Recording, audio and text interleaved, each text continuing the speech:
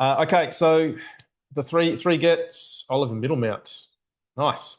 Um, yeah, however you take notes, this is being recorded, and I'll talk about how you can get access to the recording. Same as a slide pack at the end. Try and get rid of distractions. Um, yeah, and get yourself in state. There is a bit of well, not a bit. There's a lot of content. I'm going to move quick as I want to get through as much as I can in the time that we've got. Um, And this is, well, you can see down the bottom, we'll have these little chat things here. So really, this is the first question from chat. Which of these are you using today, or which have you used in the past? So throw something in there, and um, they're kind of different strategies to get to the same point in time or the same end state, isn't it? We don't want to have we don't want to have people dying, and yeah, thanks, Amanda. Thanks, Ryan. Natasha, excellent. Thank you. Bethany, thank you. Kyron's used all. Awesome. You'll be able to give some insights. And what I'm seeing is a bit of complexity and it happened when I went to the Energy Safety Conference in Canada, which is awesome, by the way. I was there earlier this year. But we're kind of, Southern Hemisphere talking about critical control management, Northern Hemisphere energy-based safety. We're kind of the same, but there's some nuances in each. Thanks, Dion and Justin. Thanks, Natasha. And it's like it's almost different languages, and it's like, well, how can we all talk together? So this is what this is all about today. Thank you for those who've shared what they're currently using.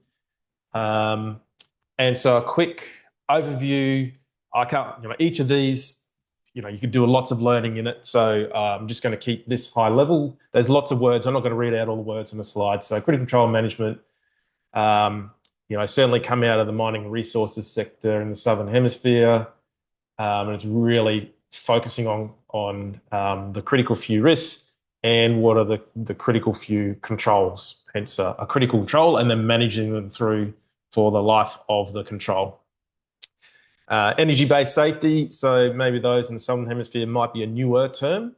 So it's come from Dr. Matthew Halliwell and the CSRA. They've done a fair bit of work in that space, and the idea, which I really like, there is an energy threshold by which generally, if energy release is above this and a person's exposed to it, it's likely going to result in a fatal outcome. So starting to put a bit of quantification around energy sources. And I've seen lots of people talking about energy sources historically, but I like there's a bit of rigor around that, and there's some stuff around controls as well, which direct controls, which is different terminology than critical controls. And then critical steps, I'll put my hand up. A newer term for me. Haven't done a lot of work in this space. I understand the concept, and going through this, I think it can have a part to play, but can be pretty complex in how it can do. And so, yeah, it's what's that point in time where the human action beyond which can result in immediate, irreversible, intolerable harm. Hence the idea of a critical step. And then there's some other aspects that talk about, well, how do we prevent that from happening? Which potentially is a control, or it's got a different terminology here. And then also, because Ryan, you talked about this, and I thought, well, why not just throw this whole area of major hazard facility and process safety? It's only going to be a light touch today on this, but how does this also land in the mix? Because, and I know Anne's here from Ampol, they do a lot of work in this space as well. So how does this all help and bring together? Kind of makes sense to look outside of those as well. And what that looks like generically is it's kind of like the MHF process can wrap all of it together and helps us with assurance across all of those and to demonstrate, are we, SFARP or ALARP? I think I've got that broken down further. Okay, so a little bit of context and people seeing this in either their own experience. You can do a yes, no. Either own experience, you've seen some data from industry. I know when I was in North America, there was some stats put out about this as well. We've been focusing on the TRIF and the rolled ankles and sprained backs and everything like that. And potentially that's getting to a plateau. But unfortunately, the numbers of people dying, um, depending on what you follow, there's peaks and troughs, or we're at a plateau, or things like that. Um, and certainly, there's a driver for us to do. What else can we do? And I think having maybe 3 or 4 different approaches which don't talk to each other is probably not helpful. Maybe could we see how can we integrate those and bring them together? Hence this. Okay, so the promise, I'll give you my understanding and what this practically could look like, uh, if you were able to, or if your organisation was able to integrate them. Now, caveat: it's not going to be the full end-to-end process. No way I could do this in one aspect, but certainly from risk identification to risk control, I've honed in on there, and what we can do and what that can look like as well. So I think just about on everyone here, I know. I don't think there's anyone in the waiting room. Let me just check that beforehand. No, everyone's here. Yeah, so most of you know me, doing a lot of work, high hazard industry, certainly around, let's call it, traditionally I've been using critical risk management, let's say single fatality, multi fatality prevention, a lot of tier ones, tier twos, and now not just Australia based, doing certainly some stuff over in Canada, North America. Talked to someone this morning actually about doing some stuff in data centers. Anyway, enough about me. All right, so how I use these? Yeah, it's recorded. I play back to my daughter. I'm still working on the arms. The arms fall out when I'm thinking. Thank you, Amanda. Appreciate that. I'm going to move fast. There's a lot of content and interactive as well, please. So there'll be lots of points in time I'm going to throw to you for either self-assessment, some insights. Please share. I'm eager to learn just as much as everyone else is on this. All right, and so the structure. So I'm going to cover off the 3 strategies. We kind of are following a risk manager approach from identification to control, across these 3 areas. And then at the end, I'll talk about what you can do to get some more help or more information, because this 40 minutes we've got left certainly can't cover everything. And as I mentioned, yep, get a copy of the recording, slides and everything like that at the end. Okay, so as much as we'd like to think about it, this isn't new. Some of these ideas, certainly in terms of energy and energy being transferred, and maybe people being the recipient, and controls failing. Maybe it's a rebadge, maybe it's a different lens, maybe we've simplified it or brought it all together, whatever it is. Yep, but I don't think we're finishing. We need to change that. I think we're continuing as opposed to finishing. And this one, it took me a while to get my head around this as well. And you can read this. I'm not going to read the words, but let's think about this as, obviously we have some type of source of energy, and then we have a recipient at the other end who gets harmed, so a person. And then we've got some steps here where these frameworks come through around pathways. So critical risk management or critical control management is all about pathways.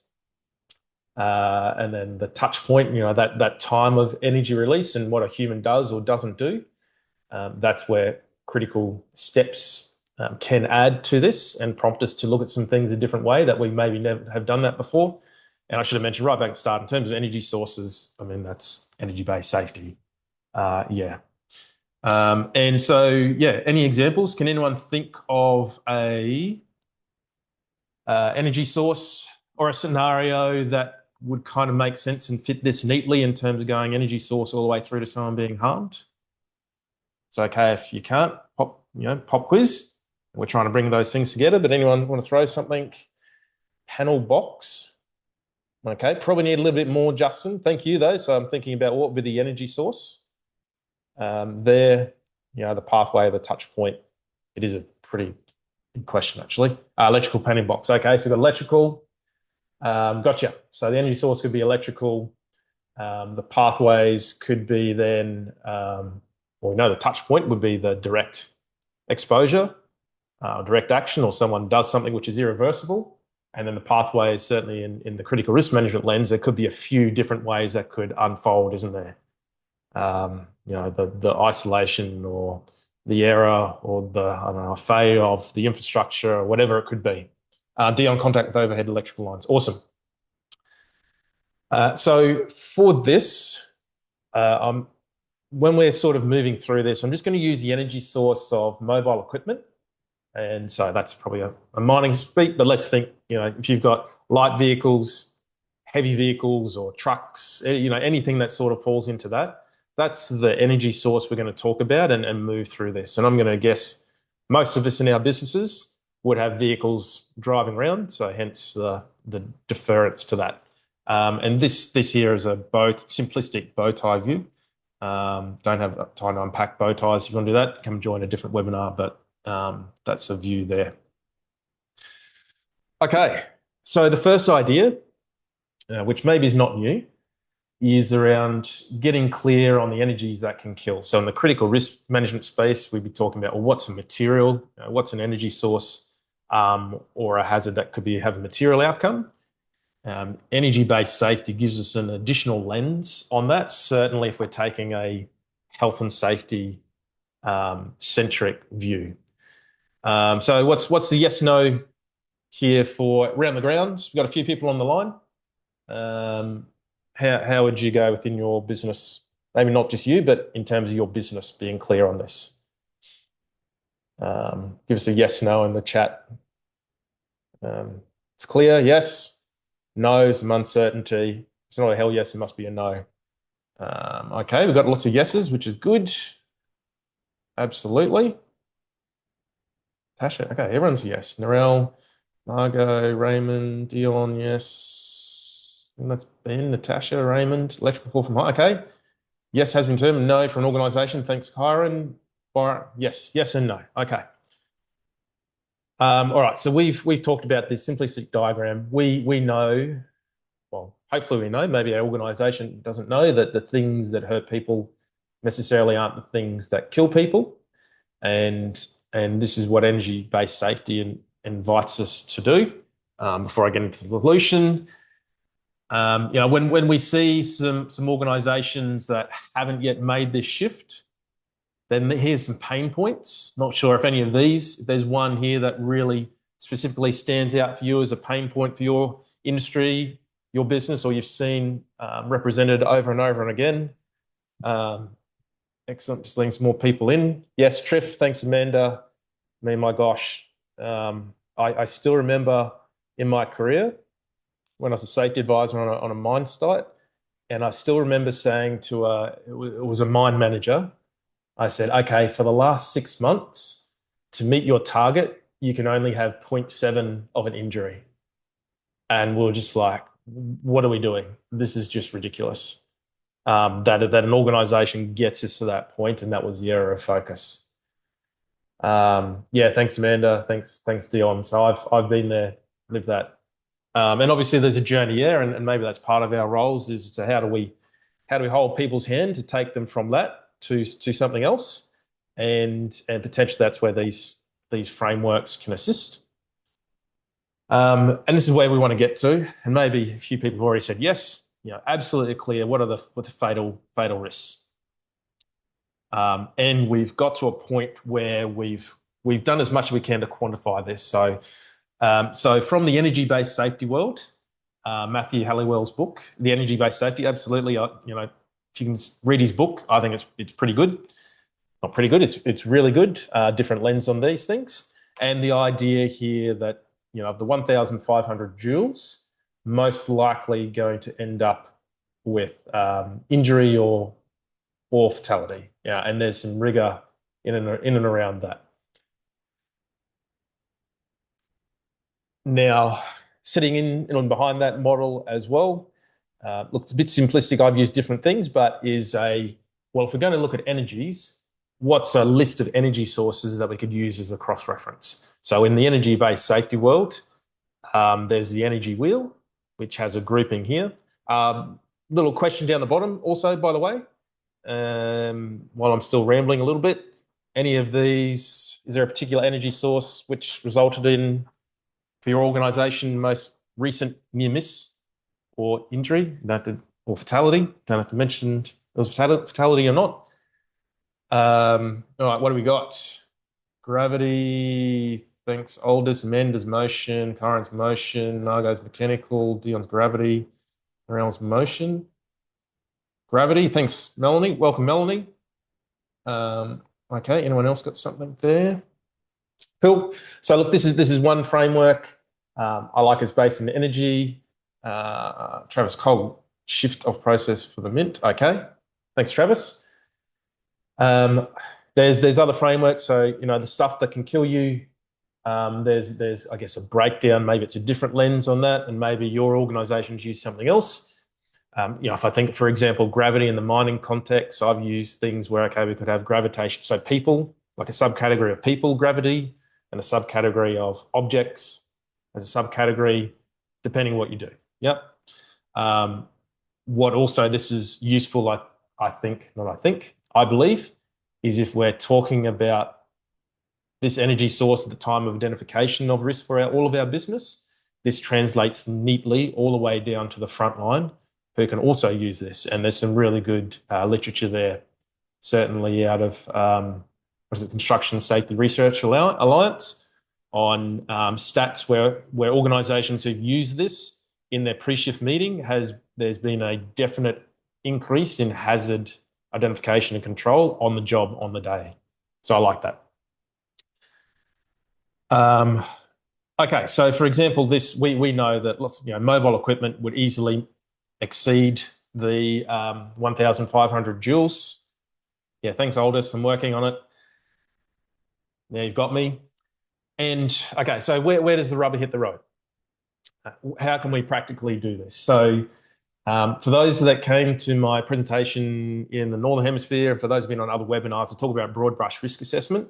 Broad brush risk assessment is a risk, a RAC type risk assessment that we can use to look across our business to identify what are the, depending what framework we use, what are the material risks, the critical risks, or what are the fatal risks, depending on the threshold. And this is where energy-based safety can, I think, add and help that process, because we're starting to put some quantification around the magnitude of the energy where we can. Yep, some's going to be subjective, but then we can look at this and say, okay, well, could there be a release or an exposure of more than 1,500 joules? Then we've got a bit of rigor here to go, yes or no. Now, this is where I guess energy-based safety and critical risk management deviate a little bit, because critical risk management can look for not only the fatal risks, but it can also look for environment risks and community risks. So just as something to keep in mind, I think through the lens of what could kill people absolutely adds value. But what some organisations are not only just looking for what can kill people in terms of what's material and what's critical for them and moving forwards. And then we can do some categorisation later on, and we can see how that could play out. All right. And I'm not actually going to ask this because everyone did yeses earlier, but no, I won't ask that as well. We'll do a poll a little bit later. All right. So what's the key learning here, or the takeaway? We know the shift from what can hurt people to what can kill people. We know that energy-based safety can give us some criteria, some quantifiable criteria on a threshold of what's likely going to be a fatal consequence versus maybe something less. And also, if we're bringing those frameworks together, however, critical risk management can look for more than just single fatality risks. But energy-based safety gives a lens for the single fatalities. Okay. All right, that's strategy one. We're doing all right on time. The idea two here is around building controls that can survive human error. And I'm seeing some good thinking happening here. All right, yes, no, not sure. How does your organisation go on this? Hiring's a no. Thanks, mate. Who else? Who else? Amanda's an unsure. Melanie, common people still have a bad day. Absolutely. Oldest is no. Justin, have not identified them. Not yet. Yep, got it. Anyone else? Anyone else? Natasha Norell. Kevin, Kim, Narelle, no, I think not. Dion, Sun may not. Olive, Bethany, Margot, not all engineering type controls. I won't unpack that one because I could unpack that one a little bit more in terms of engineering controls. All right. All right. So some of this, Bethany is a no. Okay. B. Grismesto, no as well. All right. Imagine if half you could, you can read that. This is not a place you want to be. And I know from real life experience, certainly right now, there are some organizations that are, have things that maybe aren't even true controls, being classed as critical controls. Okay. And again, some signs and symptoms, some warning signs. Any of these, or is there one that really sticks out for you and your particular business when you look at this list? So organizations that have struggled in this area or work to do or maybe haven't solved for this yet tend to have some of these pain points being realized. And sometimes these pain points can be classed as blind spots because they don't know what they don't know. Any of those? No one's answered that one. That's cool. Let's keep moving. And where do we need? Oh, coherent and 8. Awesome. Thank you. Relate to training procedures. Thank you. Dion, challenge I've seen is that some critical controls are direct, some alternative don't map over. Yeah, absolutely, mate. And I haven't gone deeper on that one here. I've done some thinking around that. Maybe it might be a future one. I think I've got a way, but that's not for here. Thanks, Dion. And look, this is where we want to be. Okay, I think we all agree.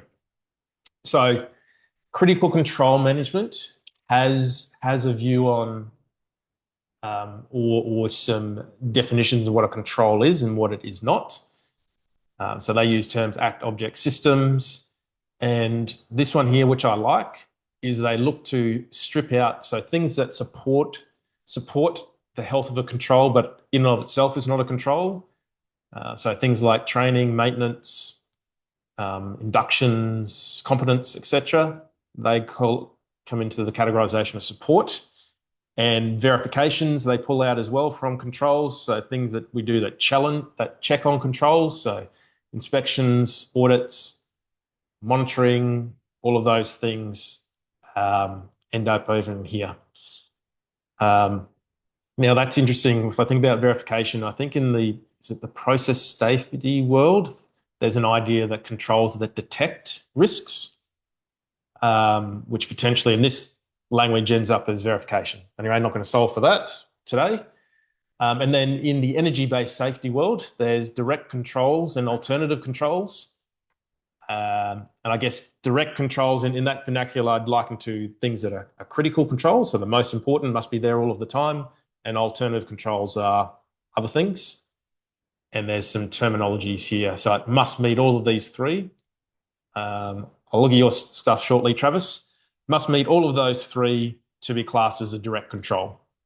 So it's in or out. You can't have bits of it in or bits of it out. Which, even though I've only unpacked two, what we're seeing though is the common thread is around human error or human failure, whatever the terminology might be. And hence comes back to that question that I asked at the start is, can these things the organisation is currently classing as critical or maybe as direct control or something else, can it withstand human error, be it intentional or unintentional? And this is certainly a shift that we're seeing. Control that needs a person to be perfect is not a critical control. And certainly to me being honest, that's really only an idea that I've baked in maybe in the last year. I knew of it, but haven't really been baking that in too much. Travis, if energy calls on decisions release energy, how do we better understand the moments of choice before exposure occurs? Oof, that's a big one, mate. Off the cuff, I can't answer that one. Maybe we could riff off that a little bit later, but I think critical steps has a part to play, which we'll talk about next, in what you're describing there. All right, so yeah, true.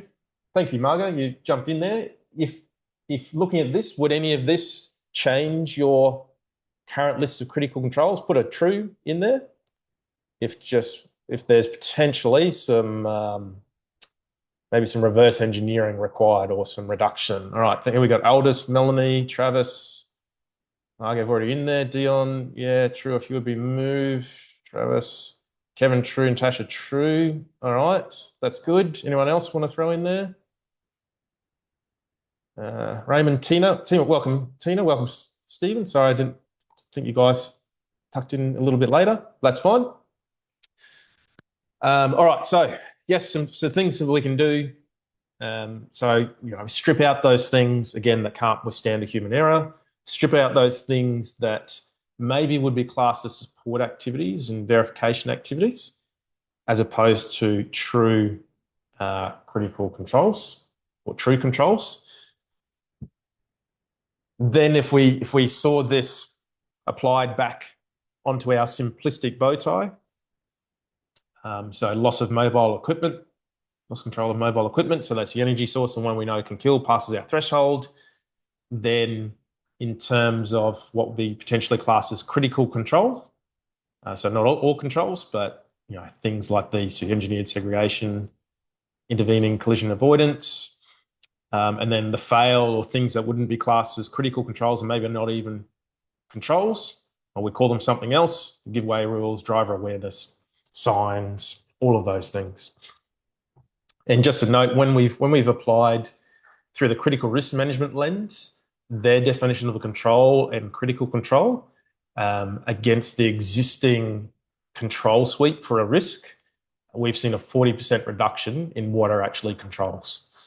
I would suggest then adding in this binary rule of can it survive human error against critical controls, maybe would result in a similar reduction. I'm not going to talk about that one. Binary. Okay. So self-assessment rating, sounds like there's potentially some opportunities here. How many critical controls would hold if a competent person made a mistake? So maybe what's your level of confidence? No, that's not right. I'm not even going to ask that. I think I need to reword that as a self-assessment. Let's just carry on. I think we get the message there. So what's our takeaway? So one, there's some terminologies on what a control is and what it is not.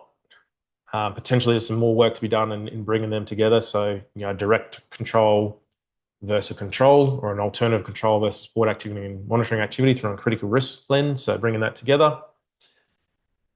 A common thread is those things that we class as really important, be it direct control, critical control, must now be able to withstand the human error. And potentially then there's another idea about then failing to safe, even if we then have a human error. So that's pretty useful. Okay, then the third one here, we're following the timeline through. Protect the moment of release. Someone on real shift releases the energy. Who protects that instant? So this is, I think, getting back to, I won't say it answers directly your point, Travis, but maybe it talks more in that space. Oh, sorry. Okay. So yeah, the idea of systems as designed, maybe as systems as executed. So you can have the best critical controls or direct controls, and we have standards and criteria for them. Invariably, often, who is the person or role within the business that has the control? The energy, the point in which the energy is released. What would most often or most usually, who would be the role or the level within the organisation? Let's just throw that one there. Amanda's gone worker, Margot's gone a worker. Anyone else got something different or on top of that? I think you guys have probably nailed it. Yes, yep, frontline worker. Interestingly, I was having a conversation today with someone in North America around how can we enable people. Thanks, Kyron.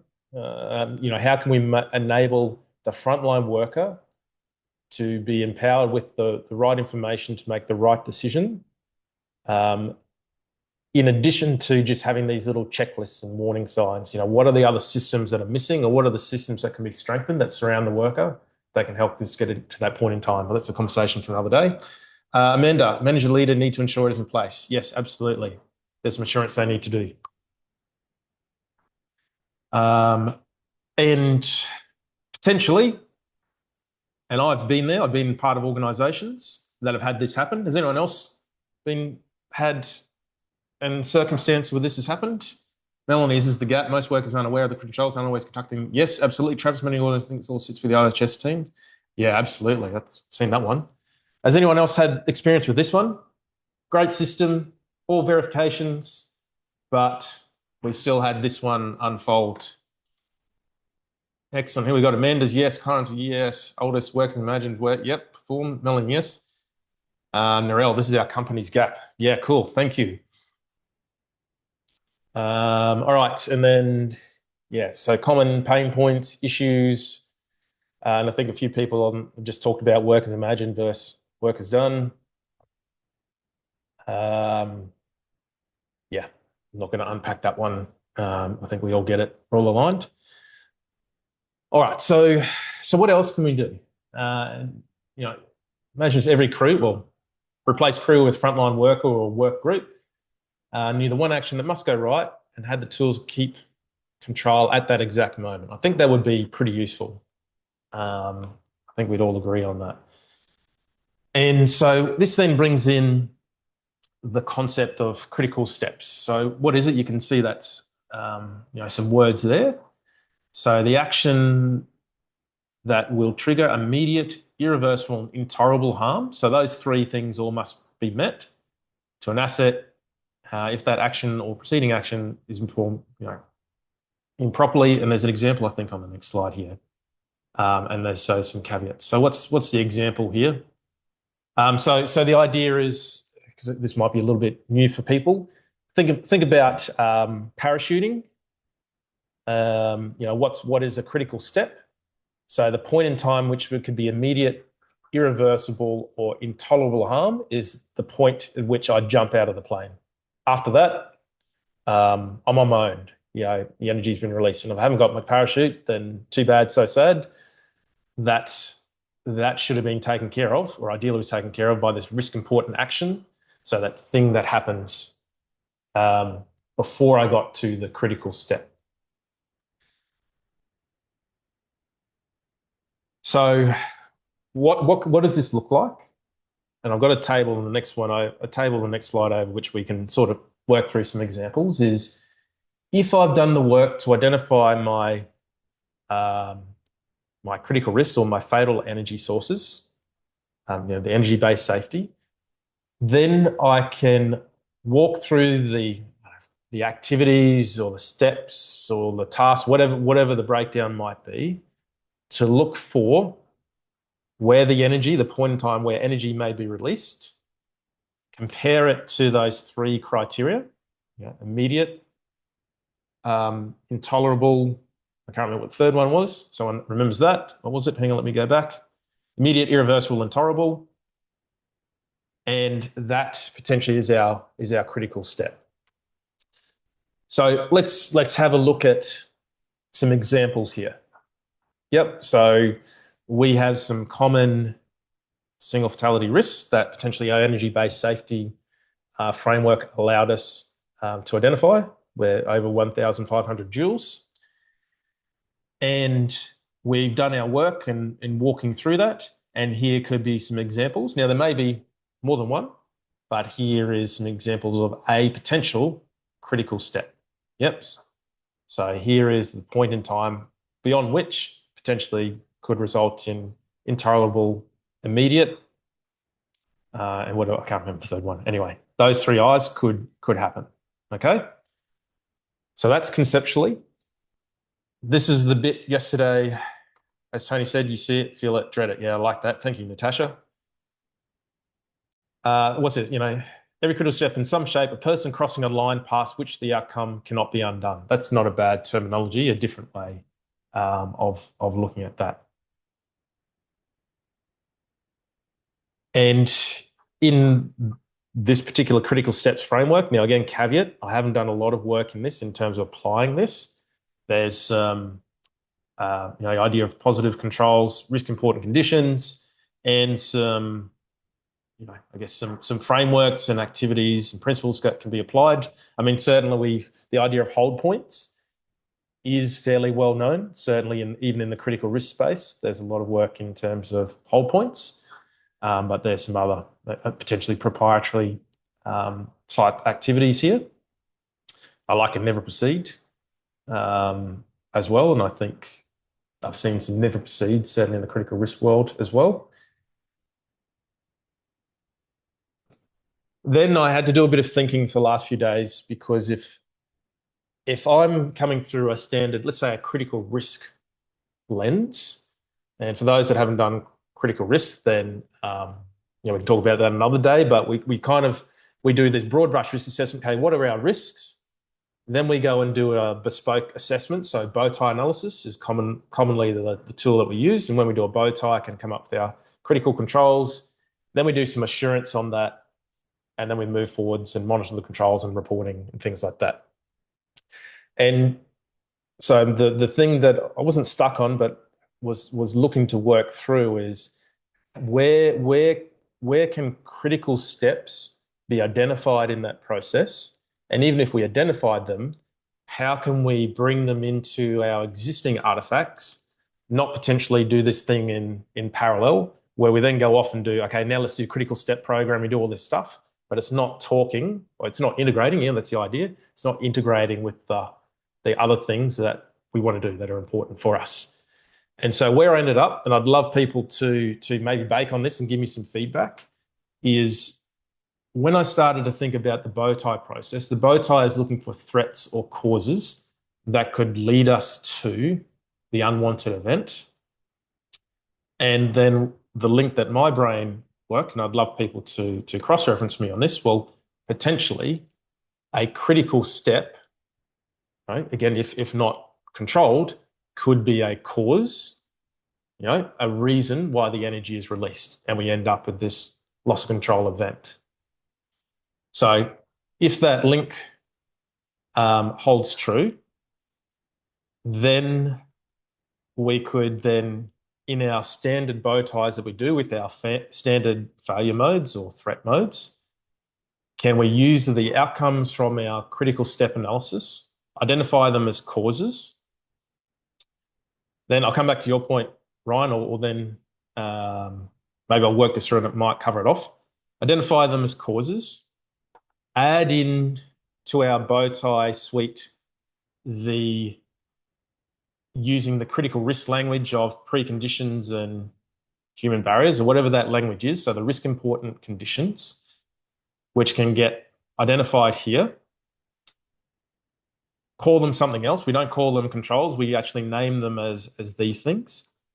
Then in addition, we continue on with our bow tie, having our existing controls, be it direct controls, alternative controls, or act object systems, all of those continuing left to right.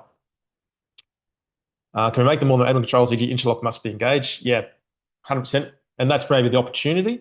Can we then maybe reverse engineer some of our critical risk thinking and energy-based safety thinking on controls back into these preconditions and barriers? Maybe we can also do that. I haven't yet done the work to actually be able to put hand on heart, go, okay, well, yes, we can take an existing control and plonk it in here, and it'll address a critical step. Maybe someone else on the line can maybe throw something in there. Travis, how do we design control that still hold up when people under time pressure, fatigue, and competing priorities? 100%. I would say that they're an example of, well, there's a few things. One, we know a control needs to withstand a human error. In the critical risk world, and certainly in the process safety world, we take, let's say if this thing was classed as a critical control, we also do some work where we identify the failure modes of a control, or a erosion. So how can this control erode over time? We identify those, and then we look for the the mitigating, the things we can do that mitigate or prevent those things from being unpacked. So that probably then loops back into a little bit into the critical risk world. And then the competing priorities type thing, then potentially maybe that always comes back to, well, another lens, and I'm just riffing off the top here, potentially it's back to our critical steps, whether, must be here, must do, things like that. Okay, I'm not going to talk about that. Okay, so that one, it took me a while to get to that point, and maybe it's going to take you a while to bake on that. That's fine. Love to get your feedback. I can riff off this after the formal end of this. So how around the grounds, rate your organisation 1 to 10. How are you going with this particular space? So the moment of release, either actually the application of critical steps, or something like that. That point in time, moment of release, and controlling or looking for that point in time. And I really feel like that critical step language can really help with the standard critical risk management and maybe energy-based safety language as well.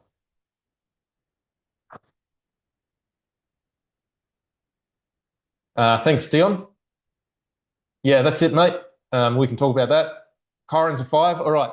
I'm guessing with no one answering the other ones that maybe no one's done that well. Man, I don't think they do this well. Anyone else got any insights in application here of this?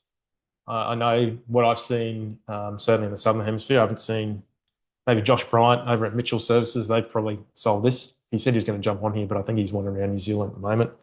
Arel, I'm the same, not done as well. Margot, it's not consistent. Awesome. Okay, so what's our takeaway? We know we have the systems of controls, but we still have that point of release, which invariably involves a human, a frontline worker, potentially doing something or making a decision or not doing something. And the looking for those points of release through the critical step view, look and making sure it meets the 3 I's. Then there's some things we can do to obviously offset that. And potentially in the whole framework, we don't have to have critical steps as something we do in parallel. Potentially, if we're coming through a critical risk management program, we can drop them into the bow tie and just make sure we clearly articulate and differentiate them if they're not one and the same.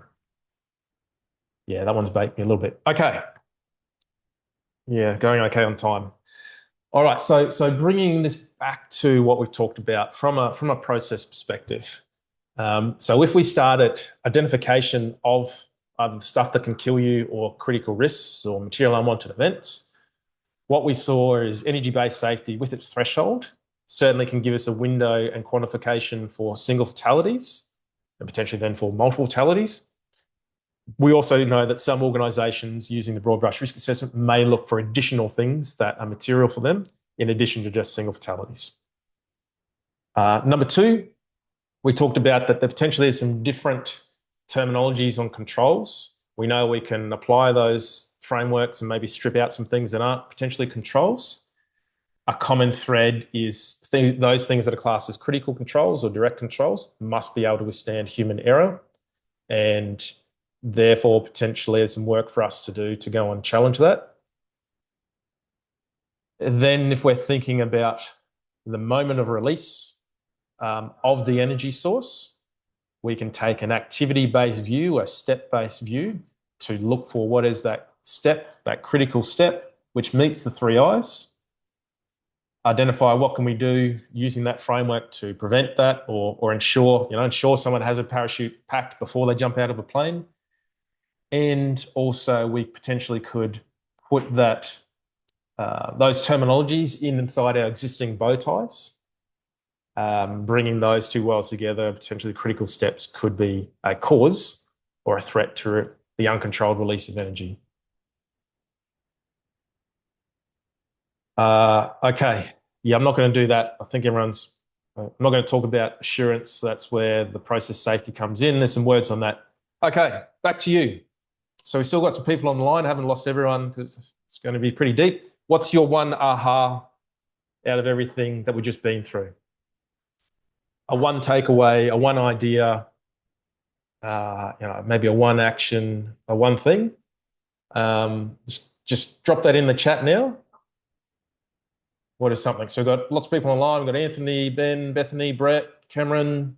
I'm a chatter, Christian, not a typer. But I Go for it, think for mate. me, I want to go away and look at these like ideas or methodologies and critical steps and energy based because I'm more critical control management side and how Hmm. that maps across, Yes. I suppose, for alignment. So I'll go read those two, like Matthew Howell Yep. and Tony will go have a look at those. I think that for me will broaden my knowledge and Yep. application. I would like, I don't know if it's now or later, we can chat offline, but how do you go with environmental? Like, so from my perspective, mining background, Yep. strata instability being an Yep. energy release. Hmm.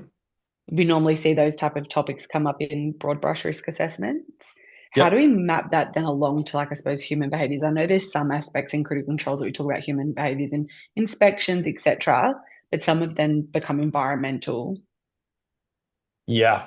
Let's, good question. Hold that. If you're happy to stay on Okay. the line Yeah, after the yeah, yeah. formal, Sorry, I mate, let's probably, riff off yeah. that. All good. I love it. Happy to kick that around. Let's see what people have said. Thank you. Good question, actually. Give us some time. All right. So, Amanda, reinforces we need to educate the workforce better, 100%. Brett, work knowledge of key controls. Yes, Natasha, really like the bow tie and using the critical steps of EBS. Yes, excellent. Thank you. Aldous, there's no one right way. Multiple methodologies can help with identification and control. That's absolutely, mate. I went to Canada through the critical risk lens. I saw the energy-based safety and direct control terminology. I thought, actually, we can strengthen. If I integrate, it's going to be better. And then the critical steps, same again. Ryan, the frameworks all seem to have a different lens and joining these together. Are we looking from the asset, energy, human? Yeah, nice. Thanks. Margaret, 3 eyes aligned with incident direct cause. Interesting. Haven't kicked that one around. Tina, no control. We don't do any of this. How these concepts going to work on farms. Keen to keep learning. Awesome, Tina. Might be doing some work in agriculture soon, so keep you posted. Morel, 3 eyes. Dion, the models complementary, possible to find alignment. Kyron, confirmation of current understanding of EBS. Awesome. And you would think it's obvious. Workers not understanding the critical controls involved in the task. You would think it's obvious. Okay. All right. So get into the wrap up. All right. So we've been through those. I brought them all together. All right. So I mentioned at the start, what can you do if you want more info? I mean, you can go and read the books. Absolutely. That's what Bethany's going to do. Do the trial and error. Absolutely. I'd encourage you to do that anyway. Do the learning. Or there's some other things you can do to get you there quicker. So one of the things, and you might have seen it around now, the people in Canada, this has no assistance, but potentially we can do a virtual one. Is I'm doing one in Brisbane, a critical risk masterclass, where for the next one actually I'm going to be bringing all of those three concepts together, and between now and then, so it's in August. Between now and then, I'll apply that. There's one client right now I'm going to apply some of these things. So if you want to come through, come and join. Sorry, let me say it again. Come and sit there, give you the little tools and templates, and then we look at how we practically apply this, and you can go back to your business and do it. Then absolutely get yourself there. There's only 20 people. I think it's the last one for the year. I'm booked out for the rest of the year. So if you're interested in that, let me know. I'll put a link probably in the chat after this. For those in the Northern Hemisphere, certainly for our energy-based safety people over there, if I've been talking with Mental Blank about doing something over there for you guys virtually, even if it's a small touch point, happy to explore that. Can do virtual ones. But notwithstanding that, we've unpacked a few things I'm keen to learn as well. But if you just want to have a chat where we just kick this around, absolutely, I'll put a link in the chat where you can just book a slot, find a date and time that works for you, and then we can do this as well. There's a lot of low-hanging fruit, and potentially one idea from me might help you, and then potentially one idea from you might help me as well. So I'm going to put that in the chat now. I'm going to find the link. Does anyone have a burning question? Just going to find that chat. Does anyone have a burning question? I'm going to look at people's comments there shortly. that they have on their mind. I'm just going to put that link in there now. So this is if you want to just come and have a chin wag with me. That's the one. And then where is it here? Is it this one? If you are Australian based and want to come and join us in this one, then I think it'd be a pretty good one. All right. Any questions people have? Let me come back here. I'll make sure we finish on time too. Okay. Separating critical steps from controls helps understanding what's preparation, what's actual control. I like that, Travis. And the thing that I was thinking about is critical risk management and energy-based safety takes a risk-based view, whereas critical steps takes an activity-based view, and they kind of come together. You know, the risks and activities come together at some point, but we really haven't done too much from an activity-based view. And sometimes I've seen organisations default to the other one. They just call all of their risks actually high-risk activities. So they, working at heights is their risk, or working out at EWP when it's not a risk. Is there a question here? How do you influence people's beliefs? Oh my goodness, that's a good question. That's a massive question there, but it's a good question. What can people throw in the chat there for Travis? Because I could riff off that. But what have people seen? Obviously, we're talking about influencing and moving forwards. What have people seen that could maybe help Travis with that one? All right. Feel free to people throw some things for Travis there. Justin, there was an interesting thread. I think you had a bow tie framework. You spice it'll make it easier to teach the. Yeah. Thanks, mate. I mean, logically, it makes sense to me, but again, I haven't practically and actively done it, and that's what I want to do now with a few of my clients, is to do that. I feel the risk is critical steps potentially is a shiny object that's a different language that doesn't integrate, and then it just gets left behind. So I'm really keen to see how we can integrate that. Amanda, some companies do not classify collision avoidance as a critical control. What are your thoughts? Yeah, my first pass, Amanda, would be going back to because I've seen collision avoidance, I've seen collision avoidance. So, for example, if it's collision avoidance that's just warning, then potentially, depending on the framework that we use, potentially isn't classed as a control. It could be a supporting thing or a monitoring thing. Whereas if I've seen other collision avoidance which actively intervene, so detects and then actively does something, potentially in those scenarios, then that is a stronger system. We can keep riffing off that. Influence needs multiple fronts. All right, I'm going to wrap up and then I'm going to stay on the line till whoever long people want to stay to go back to some of these other questions. All right, so from here. So the good news is if you're here, we've got your email address, and if you've renamed yourself, then your attendance will then line up with your email address. We're going to record this. My admin's going to top and tail it. Then the slide pack as well we'll send you. And then as a little bonus, I forgot to mention this, but I've kind of got a one-pager on everything we've talked about here. Safety Professionals Guide to AI. Yeah, I've got something there. It's a bit dated. I think I'll just flick you these three things. Might take us a little bit of time to pull it together, but worst case next week. So for those that need to go, thank you for your time. Thank you for those from the Northern Hemisphere that called in. I know it's probably later in the evening. Hopefully it was of value. I'm keen to talk about this. I think there's something here, keen to learn. So if there's anything that I've talked about, or you think, hey, this is an idea, then please shoot me a note. Let's have a catch-up chat. Love to riff off that. And I'll stay on the line now. So for those who need to go, thank you. For those that are staying, I'm going to see who's still here and cross-reference that with who might have made a question. All right, thanks.